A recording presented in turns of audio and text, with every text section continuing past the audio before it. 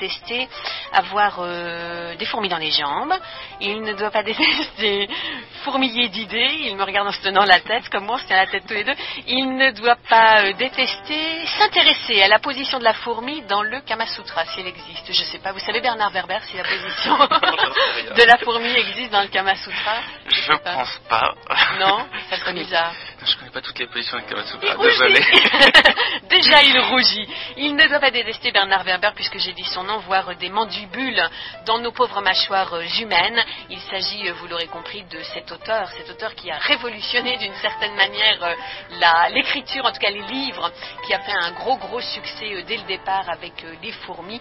L'auteur notamment de la révolution des fourmis, des Thanatonautes, on en parlera des Thanatonautes parce que c'est un livre important.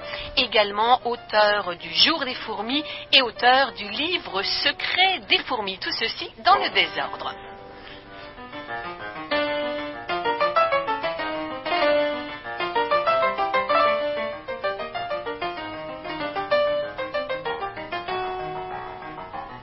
C'est un indicatif sautillant. Je vois Daniel Desbarba là qui sautille littéralement sur son siège.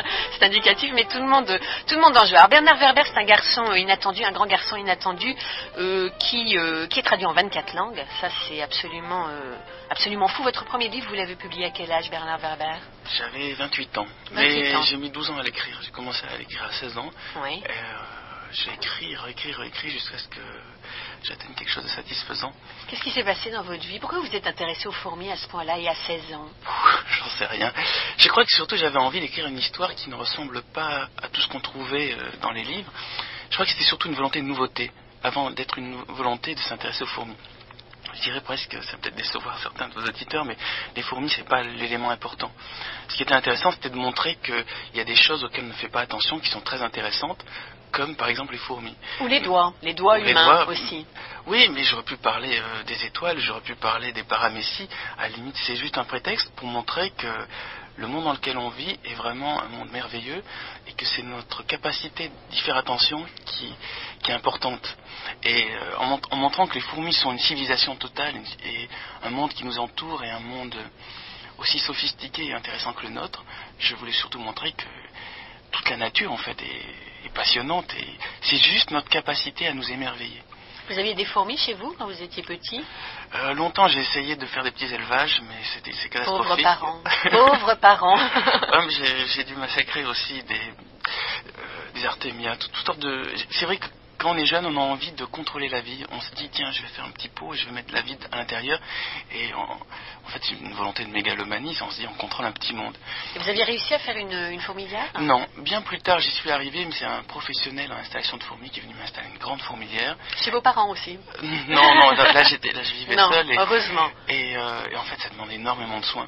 Je ne sais pas si notre monde a un Dieu, mais si ce Dieu s'occupe de nous, comme moi je m'occupe de ma fourmilière, ça lui demande énormément de travail et beaucoup de soins.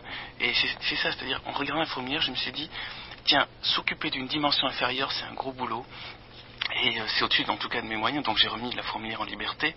Et maintenant, disons que je n'emprisonne aucune vie, ni dans des pots, ni dans des aquariums, ni dans quoi que ce soit de fermé, parce que ça me plairait pas non plus quand j'irais qu'une sorte d'extraterrestre vienne un jour prendre Paris et le mettre dans un pot. Donc je fais pas aux autres ce que j'aime pas qu'on fasse. Vous imaginez qu'on vous mette, vous, dans un bocal, dans l'appartement d'un géant, par exemple, et qu'on vous examine, ça serait la même chose, en fait. Mais c'est le concept complet des fourmis, c'est ça, c'est, attendez, nous sommes... Ce que nous sommes pour les fourmis, peut-être qu'une autre entité l'est pour nous. Donc, ne faisons pas aux fourmis ce qu'on n'aimerait pas qu'on nous fasse. Mais ça, c'est de la littérature. Bernard Werber, c'est de la fiction. Mais vous, en tant que Bernard Werber, oui. Vous y croyez? Je crois qu'il y a Vous croyez qu'il y a une chose supérieure comme ça qui nous examine? Je crois que non seulement il y a une dimension supérieure, mais il doit y en avoir... Je parle d'un géant ou quelque chose comme ça, je parle pas d'un dieu, là. Mais je dirais que cette dimension supérieure est tellement sophistiquée qu'on n'est même pas capable de l'imaginer. Et je pense qu'au-dessus de cette dimension supérieure, il y a d'autres dimensions supérieures. Je dirais que c'est un peu comme la vache qui rit, quoi. C'est-à-dire, vous savez... Ah, c'est poétique, ça, hein? Oui. Alors, vous savez, ce petit symbole, la vache qui rit, qui a... La boucle d'oreille. Voilà. C'est-à-dire, c'est des mondes inclus dans des mondes, et je pense qu'il y a des réalités... C'est comme les poupées russes. Voilà, c'est sans fin, c'est-à-dire qu'il y a des réalités plus petites, et dans ces réalités plus petites, encore d'autres réalités plus petites, c'est sans fin, et pareil au niveau dessus. Nous sommes entre l'infiniment grand et l'infiniment petit. Elle n'est pas de moi cette phrase, mais je crois qu'elle résume bien cette idée. Cela dit, je pense, j'en sais strictement rien, et tant qu'on n'aura pas visité, je dirais, la dimension supérieure, ou les dimensions inférieures, on ne pourra pas en être sûr. Ça peut paraître un peu mystique ce que je dis, mais en fait je suis complètement agnostique, c'est-à-dire que vu que je ne sais pas, j'essaie d'imaginer, je fais un travail juste de romancier, et ça me semble intéressant comme idée d'imaginer qu'en effet on est en équilibre entre l'infiniment petit et l'infiniment grand, et qu'il faut en prendre conscience. Ça serait affreux quand même s'il n'y avait que cette réalité, que cette dimension, et que tout s'arrêtait là. Heureusement, il y a au-dessus et en dessous. De la tête, elle accomplit un mouvement en forme de triangle. La feuille de peuplier se déchire. La vieille fourmi rousse en attrape une autre et la déguste au bas de l'arbre, sans prendre le temps de la laisser fermenter. Si le repas n'a pas bon goût, au moins il est roboratif. De toute façon, elle n'apprécie pas spécialement les feuilles de peuplier. Elle préfère la viande, mais comme elle n'a encore rien mangé depuis son évasion, ce n'est pas le moment de faire la difficile. Le mets avalé, elle n'oublie pas de se nettoyer. Du bout de sa griffe, elle s'empare de sa longue antenne droite et la courbe en avant jusqu'à l'amener au niveau de ses labiales. Puis, sous ses mandibules, elle la dirige vers son tube buccal et elle suçote la tige pour la débarbouiller.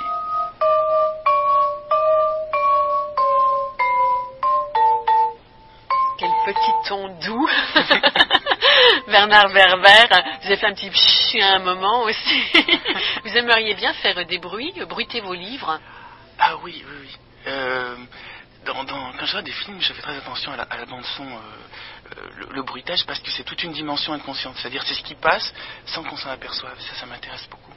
Et ça, c'était Mais dans le texte, on peut arriver à faire ça. Dans les romans, on peut arriver à faire ça. On peut arriver à faire du bruitage et faire passer une atmosphère sonore rien qu'avec des mots. Ah, j'aimerais bien faire ça avec vous. Tiens, on va prendre le livre.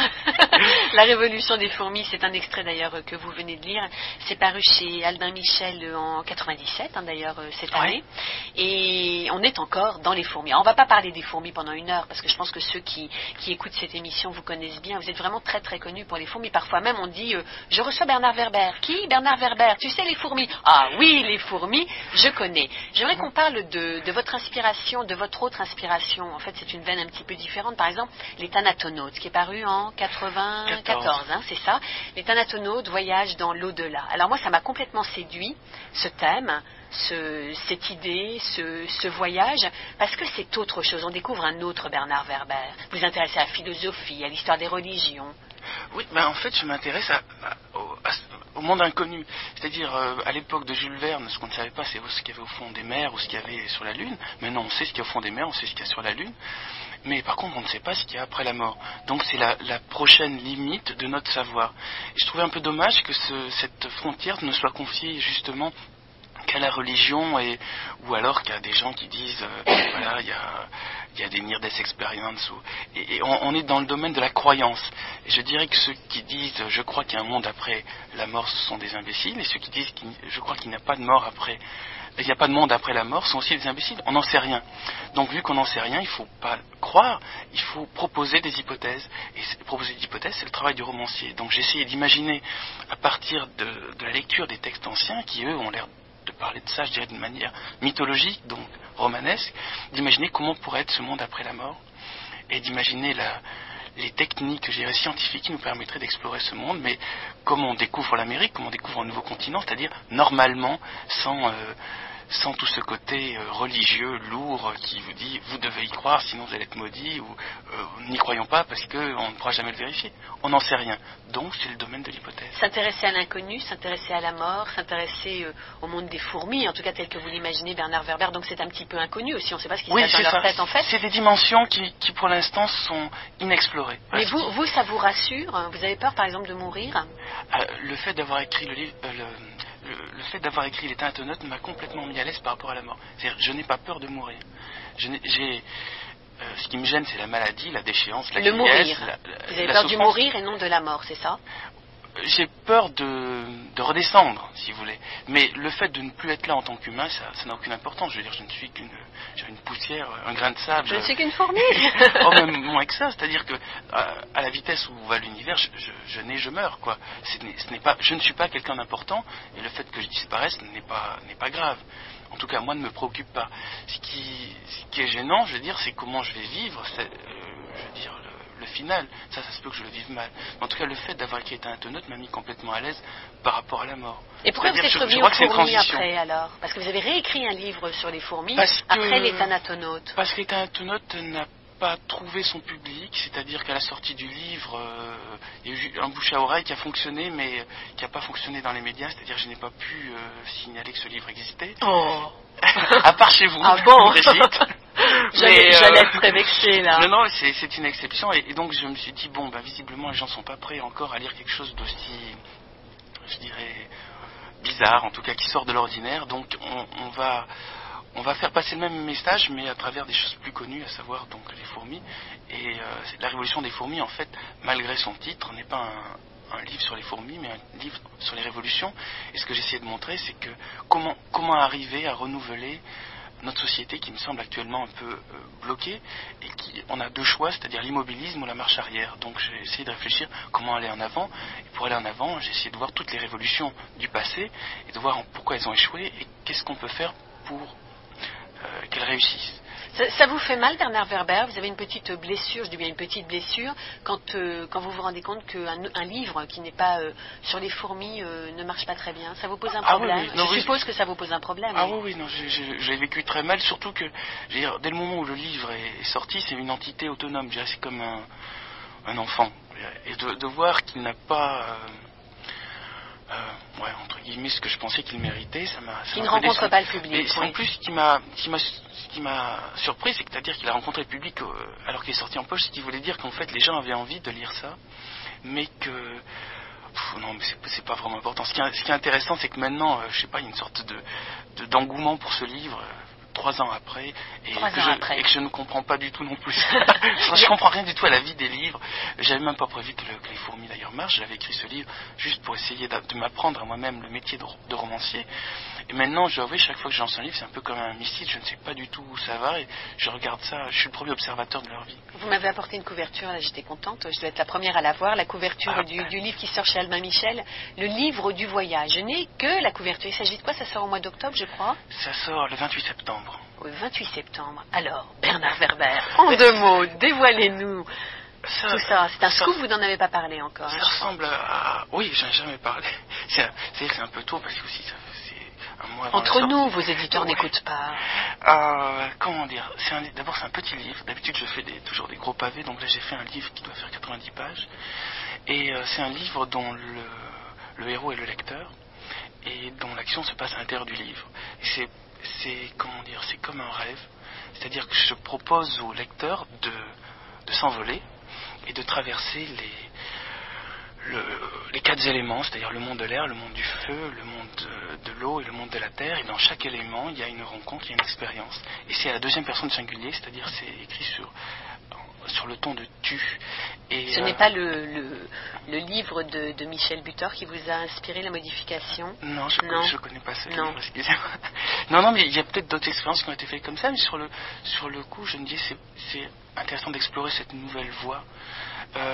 C'est un peu inspiré des techniques de relaxation, à savoir, vous savez, qu'on va relaxer. Oh là là, on tombe dans le mystique, vous êtes un mystique en fait. Non, pas du tout, mais le pouvoir des mots est énorme. Si vous dites à quelqu'un, imaginez que vous bâtissez votre propre château et que vous rentrez dans ce château et que vous le visitez. C'est juste le pouvoir de notre imagination qui va faire que ce château va exister. Emmenez-moi. Alors, on entre dans le château et qu'est-ce qu'on fait? Eh bien, déjà, on visite les pièces. Puis je vous prends par la main. Ouais, alors nous sommes dans la pièce... elle est jolie celle-là, elle est très jolie. Mais il y a un avantage si vous dites aux gens, imaginez que vous construisez votre château, pour chaque lecteur, le château va être différent, et donc le livre va agir comme un miroir. Et ça m'a toujours semblé la chose la plus intéressante à faire dans un roman, c'est-à-dire créer un miroir où le lecteur se retrouve lui-même. Et surtout pas...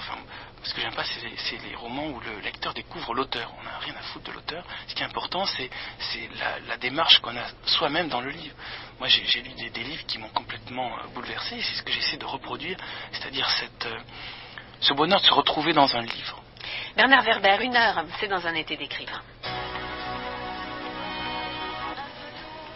Bernard Werber est là avec nous donc jusqu'à 10h sur France Inter. Bernard Werber, auteur de moult livres, dont les Thanatonautes, je le dis et je le redis et je le souligne. Et puis apparaître au mois fin septembre, début octobre, le livre du voyage. Il faut absolument que vous lisiez ces 2 livres pour connaître, vous qui nous écoutez, encore mieux cet auteur, l'auteur des fourmis. Voilà, je l'ai dit. J'ai encore dit l'auteur des fourmis. Les rats, c'est un animal qui vous intéresse, Bernard Werber. Et nous avons trouvé un document Ina. Alors c'est un extrait du Point du 7e jour, c'était animé par Gérard Courchel, ça date du 25 novembre 1973 et nous allons entendre Philippe Pigelet, chercheur au CNRS, voilà, qui parle des rats. On trouve un peu dans toutes les régions de France des textes, des incantations pour se défendre contre les rats. On en trouve en Normandie, on en trouve un peu dans l'Ille-et-Vilaine, dans la Manche, en Sologne. Alors, tous les textes qu'on peut retrouver sur le rat concernent son expulsion. On veut absolument l'envoyer, se faire pendre ailleurs. Et il ne s'agit pas de le détruire complètement, mais de l'envoyer chez le voisin. Il y a des injonctions comminatoires, on leur demande de partir, mais on ne veut pas les détruire radicalement. Voici une conjuration de la Gascogne. Petit rat, méchant rat, tu as mangé un sac de blé, tu m'as troué 12 chemises, 20 draps de lit, 50 torchons. Va-t'en, petit rat. Pour empêcher les rongeurs de nuire aux récoltes, pas seulement les rats, mais aussi bien les souris, les mulots ou les taupes, eh bien, on faisait des prières au pied des arbres, quelquefois. Par exemple, pour que les rats fruitiers ne mangent pas les poires, eh bien, dans quelques parties du Dauphiné, on faisait une prière au pied de chaque arbre en récitant une conjuration. En Seine-et-Marne, au moment de rentrer dans la grange la première gerbe de blé, on récite 3 patères et 3 ave à l'attention de Sainte Gertrude. Alors on disait « Rat, rate et souriate, souviens-toi que Sainte Gertrude est morte pour toi dans un coffre de fer rouge. Je te conjure au nom du grand Dieu vivant de t'en aller hors de mes bâtiments et héritages et d'aller au bois dans le délai de 3 jours. » C'est passé sur France Culture, cette émission donc intitulée Point du 7e jour. Les rats, petits rats, méchants rats, ça vous inspire ou vous connaissez? Oui, j'ai eu l'occasion de faire à l'époque j'étais journaliste scientifique, des articles sur les rats. Au Nouvel Observateur. Voilà. Oui. Et ce qui est très intéressant chez les rats, c'est que c'est un animal qui ne supporte pas la faiblesse. C'est-à-dire qu'entre les rats, je dirais, il y a des combats en permanence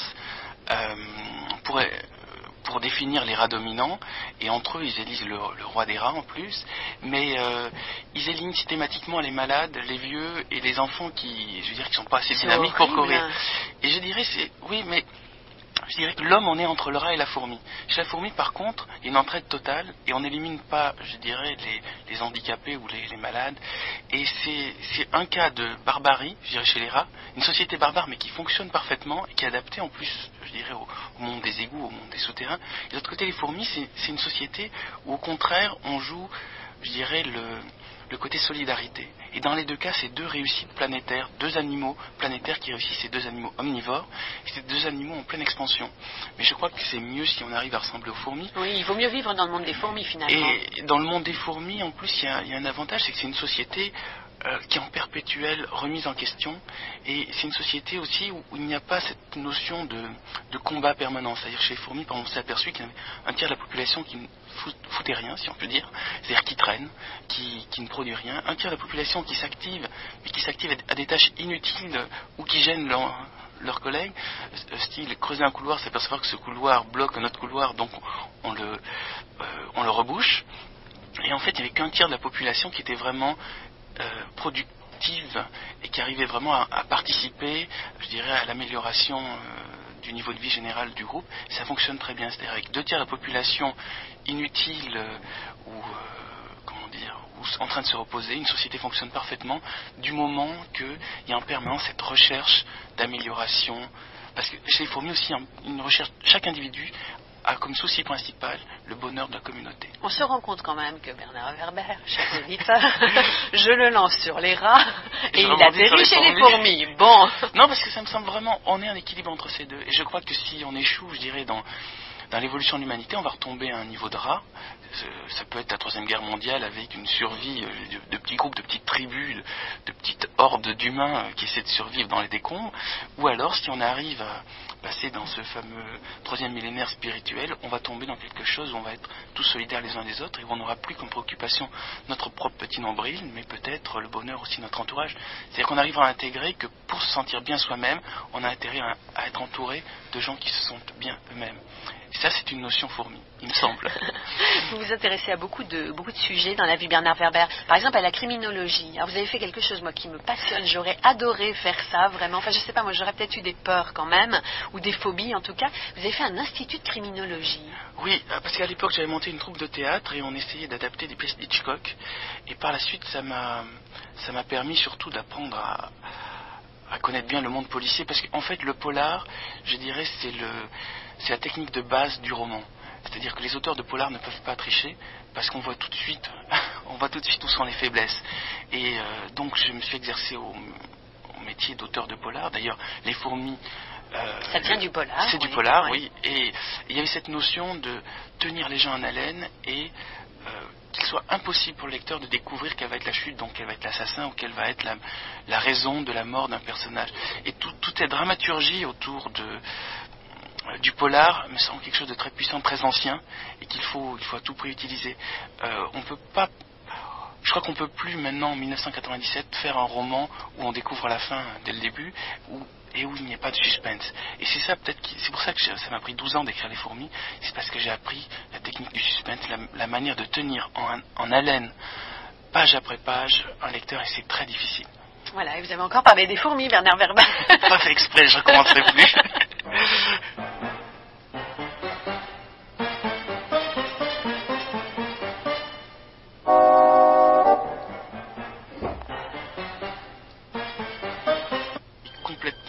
Fanatique des ordinateurs et du traitement de texte, pour une raison simple, c'est que ça va très vite et que j'écris très vite, et avec l'ordinateur on arrive à avoir une écriture à la vitesse de la pensée, c'est-à-dire que quand j'écris, je suis comme au cinéma avec un immense écran et je vois le film et c'est un régal, c'est un extase. Quand écrivez-vous? J'écris que le matin, et précisément jadis c'était de 8h à midi et demi, maintenant c'est de 9h à midi et demi. Alors là, vous n'écrivez pas? Oui, c'est une exception. Pour qui écrivez-vous? J'écris... je sais pas. Le super sourire. Je vais pas dire pour mes lecteurs, ça fait démago, je vais pas dire pour moi, ça fait nombriliste. Mais non, dites ce que vous pensez, simplement. J'écris pour écrire. Au moment où j'écris, je crois que c'est le livre qui a envie d'émerger. C'est pas moi qui ai envie d'écrire. Je permets à un œuvre d'éclore. Grignotez-vous, buvez-vous, fumez-vous quand vous écrivez? Non. Agacez-vous votre entourage quand vous écrivez, Bernard Werber? Non. Ne riez pas.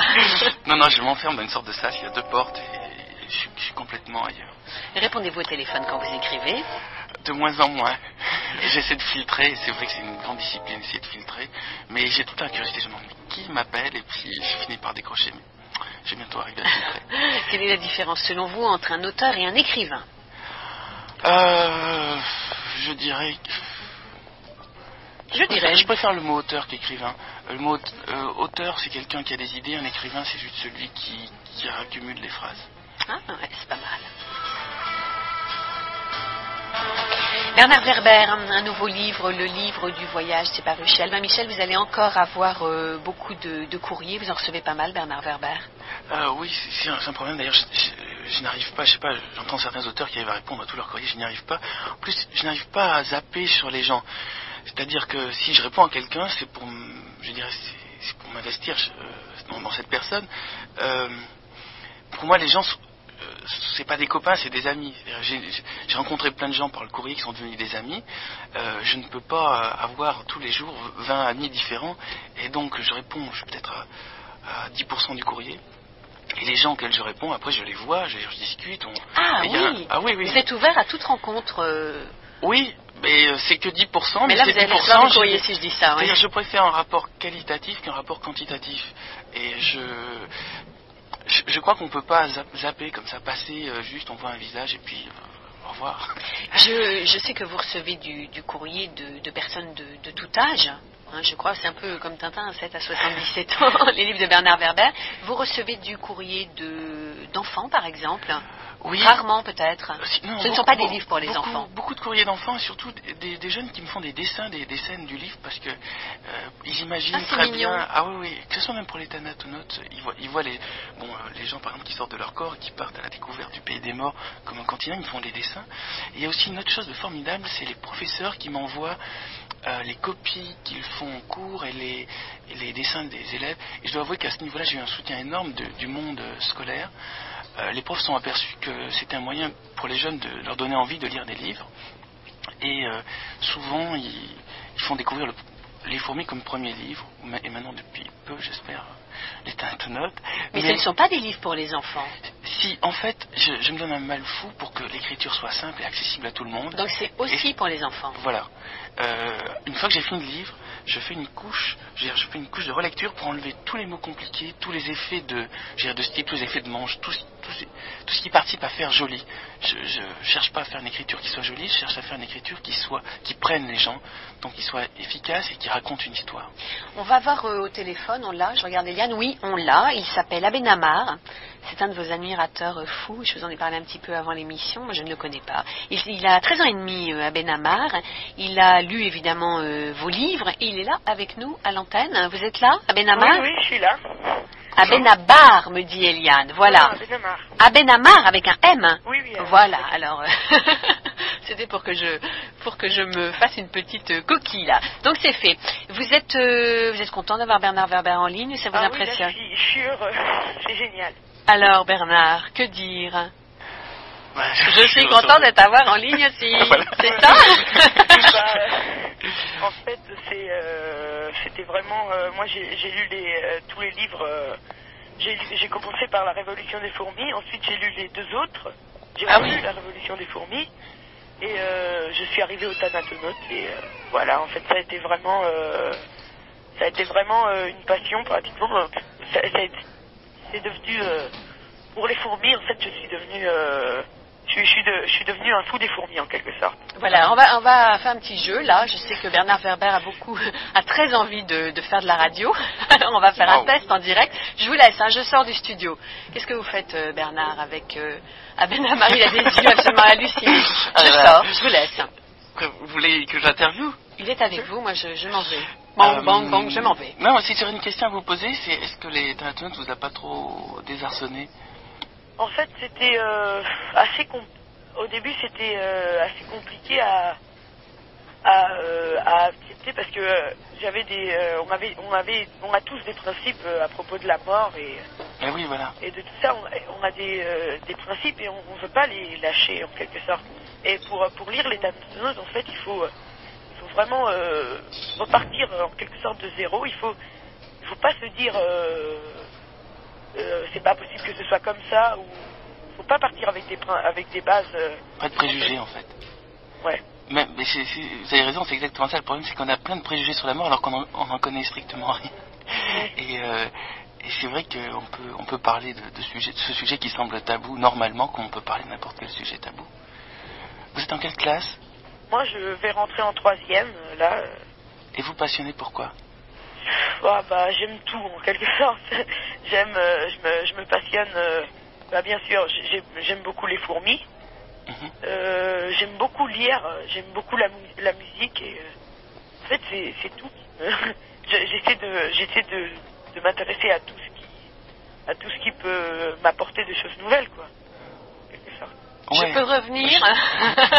Non mais je crois que ce qui est formidable, c'est que justement il a cet esprit, entre guillemets, pionnier. C'est-à-dire qu'il s'intéresse à tout sans préjugés. Il l'a bien défini, c'est-à-dire que les Thanatonautes, il y a une gêne si on a un préjugé, si on se dit moi je sais ce qu'il y a après la mort ou je sais ce qu'il n'y a pas après la mort, le livre fonctionne pas parce qu'on se dit oh là là, qu'est-ce qu'il est en train de nous raconter comme délire sur le monde après la mort. Mais si on arrive à comment dire, du passé faire table rase, c'est-à-dire arriver complètement neuf devant le livre et être prêt à être surpris. Les Romains avaient une phrase tout pété, gentes, à l'entrée des cirques, ça veut dire se préparer à être surpris.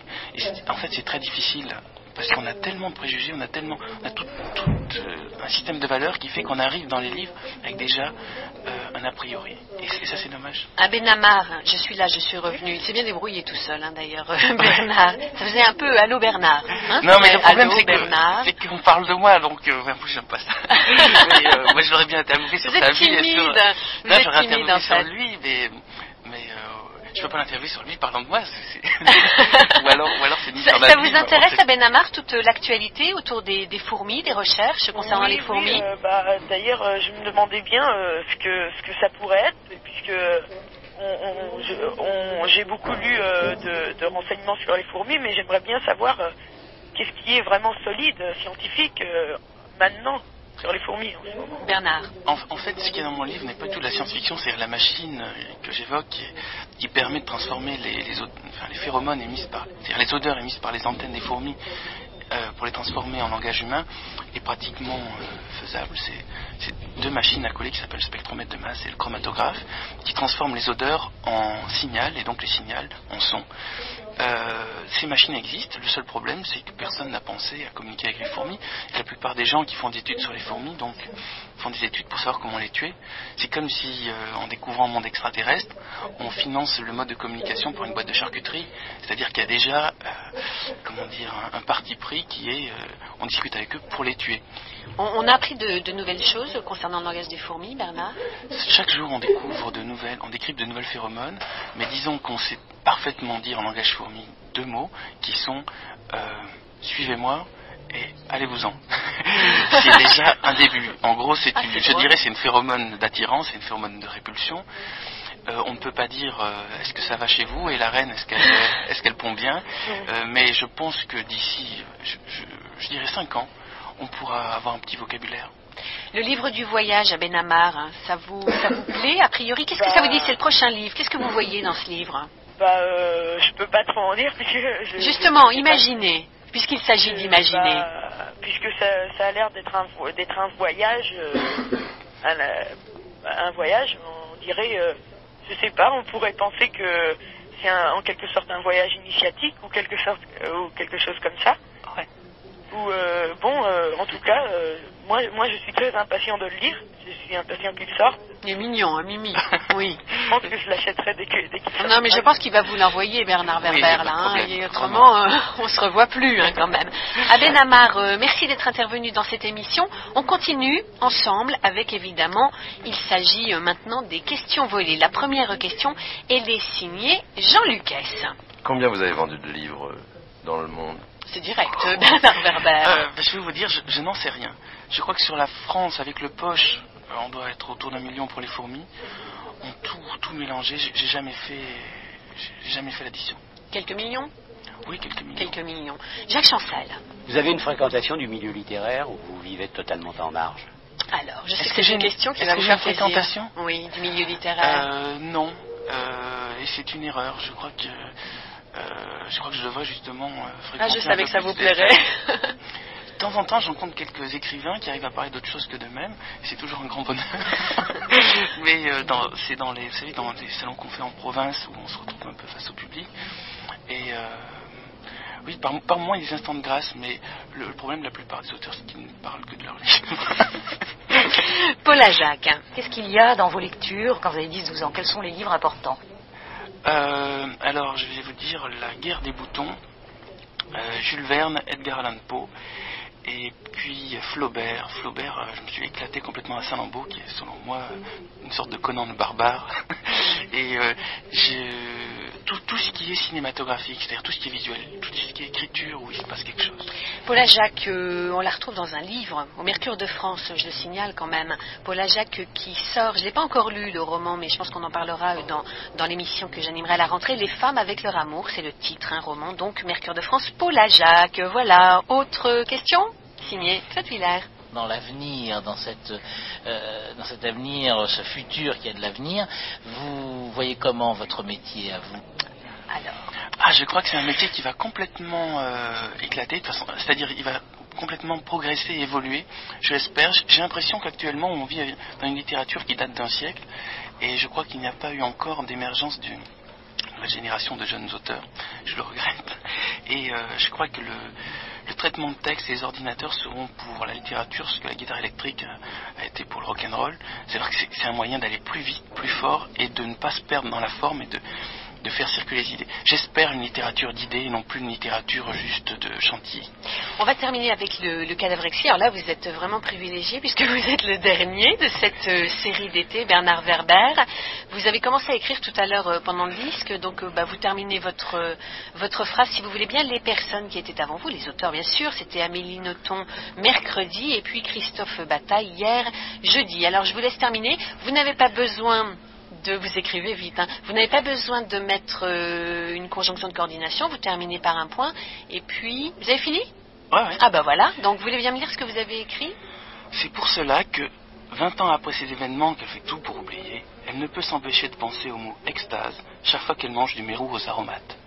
Voilà, mais disons, ça fait quelque chose de bizarre. Je vous le reprends, on va essayer de mettre ça à la fin des phrases d'Amélie Nothomb et Christophe Bataille. Si vous avez envie, vous qui nous écoutez, d'avoir le Cadavrexie, il est beaucoup trop long pour que je lise évidemment tout, eh bien vous nous écrivez à la maison de la radio, on vous enverra donc le texte complet. Amélie Nothomb, Christophe Bataille, Bernard Werber, ça donne « Je ne sais toujours pas de quoi il est mort, mais à quoi bon parler à la radio, puisqu'on peut lire. Et c'est pour cela que 20 ans après ces événements, qu'elle fait tout, j'ai du mal à vous lire, c'est pour cela que 20 ans après ces événements, oh là là, vous écrivez bizarrement, c'est pour cela que 20 ans après ces événements, qu'elle fait tout pour oublier, elle ne peut s'empêcher de penser au mot extase chaque fois qu'elle mange du mérou aux aromates. Voilà donc comment ça termine. J'écris mal parce que justement je tape sur le traitement de texte, donc je suis très peu habitué à écrire à la main.